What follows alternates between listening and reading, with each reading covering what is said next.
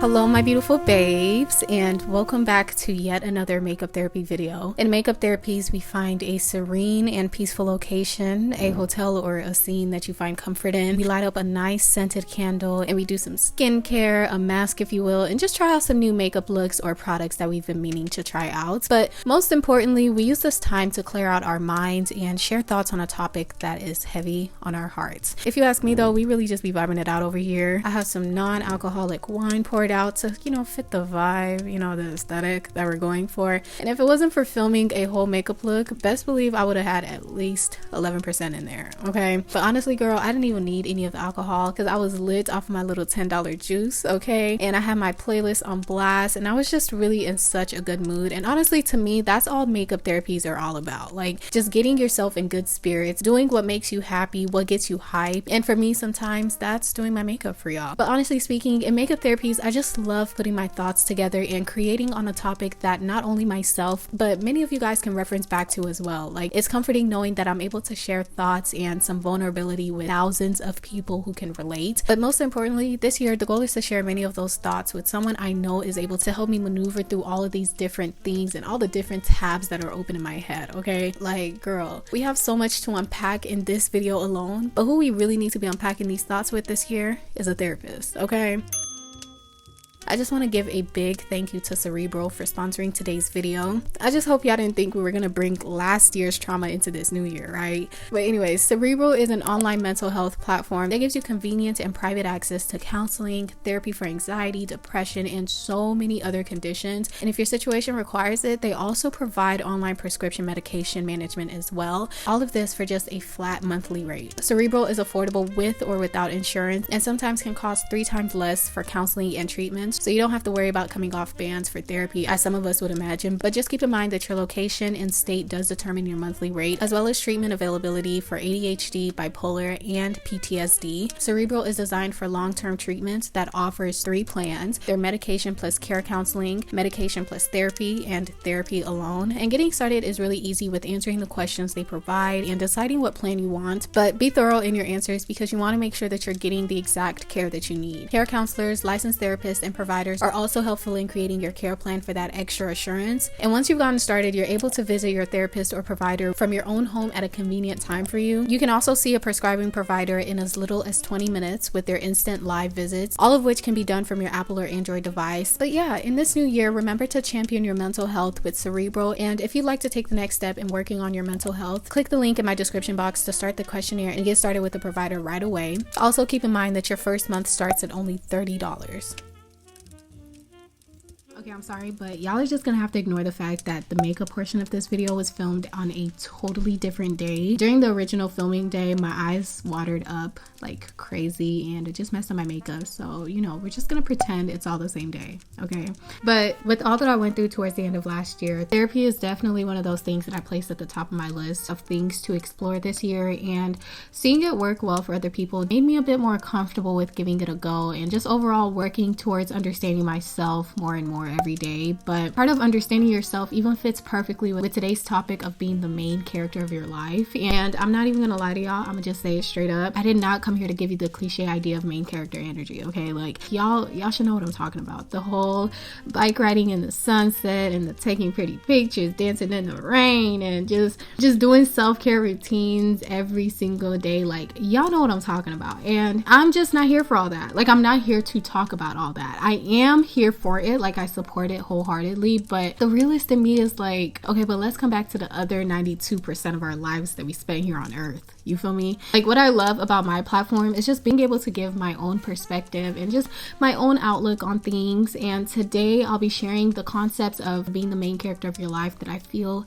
no one really ever talks about, or if we do, it's probably, y'all know how it's like. But to start, I'm just gonna clear some misconceptions. I think seeing yourself as the main character definitely does not equate to self-obsession or even narcissism, if we want to be brutal. Like, I just want to make that very clear. Honestly, to put into perspective, think of someone having the energy and the vim to tell someone else that they don't have the right to think of themselves first in their life. Like, imagine telling someone that they have to shrink themselves and their confidence for yours and other people's comfort level.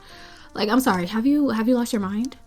Have you lost your mind? No, babe. I'm all here for putting yourself in the center of your life. And one thing about me, I love a good aesthetic. So it's like, why not make it pretty while you're at it, you know? And at the end of the day, let's be honest, being your life's producer, designer, editor, author, and even costume designer is something that I'll always be here for. Like, I fully support it, you know? But listen, just make sure to leave God as executive director, because if not, he will definitely find a way to humble you, and humble you quickly. You hear me? Shaping your mood to design your dream life should be a pretty obvious element of being main character. You know, just actively making sure that your mindset is top priority to get the life that you want and deserve. From what I've learned from personal experiences, I can tell you firsthand how much your mindset literally dictates even how good your day goes. You know, your mindset dictates how a good majority of your life plays out, what your waking hours looks like, the type of people you spend your days with, even starting with how quickly it takes you to get out of bed, you know. But overall, your day-to-day activities are all dependent on your mindset and your mood. So it's only right to place them at the very top of your list. Faking the funk to me can look like many things. In shaping your mood, one perspective of not faking the funk is not falling victim to self-deprivation by ignoring when your body needs rest. Just like a main character in a game, you can literally see when their health levels are low, and depending on the game, you either have to buy health or you give the character time to recharge. In other words, what I'm saying is don't fake this independent woman getting it narrative, all for the sake of not seeming weaker or simply just not realizing how important your days off are. Like, please, we have already proclaimed that this year and the years to come, soft life only. You know, I'm only partaking in soft life activities. So unapologetically giving yourself rest, especially when needed, is main character energy to the fullest level. Another perspective of not faking the funk is not letting your environment or the people you surround yourself with dictate essentially the person you become and also the life that you live, or even allowing those factors to stop you from living the life that you actually wish to live. For example, you see everyone is doing XYZ around you, and knowing deep down that that's not what you want to do, instead you still choose to follow the leader and partake in those activities. Obviously, that isn't very main character energy of you, and don't fake it to follow the trends of what everybody else got going on, because you're simply just depriving yourself of what you truly want. Being the main character of your life is being able to assign the roles of your movie. You know, I pick the cast, I choose my audience, I control the leading acts and the extras. And you know, maybe I don't have control of who's the antagonist from time to time, but best believe I control how many scenes they get in my movie. Like, do y'all follow? And better yet, if someone is forgetting their lines after multiple rehearsals, child, they get cut. They get cut. You hear me? Essentially, you just gotta let people know what it is and what it ain't. You need to let them know where you stand with them. You need to let them know how much access they have. You know, just set those boundaries where needed and just know who fits in your movie, okay? Another way of letting people know what it is and what it ain't is being so sure of yourself that you're not about to switch up your energy or even stoop low to someone else's level just to meet them where they have you messed up at, if that makes sense. Like, I'm sorry, but the time of matching energy has come and gone. Matching someone else's energy, if you really deep it, it's just giving them control of your actions. And why would you do that in your movie? You know, if you don't have control of how you handle situations, you're susceptible to being manipulated, influenced, and very easily taken advantage of. So ask yourself, why would you let someone else rewrite the scripts? Look, as long as you stay true to your energy, naturally God will align what is for you and just toss what isn't. Main character energy is being able to filter unsolicited opinions that obviously just don't favor you.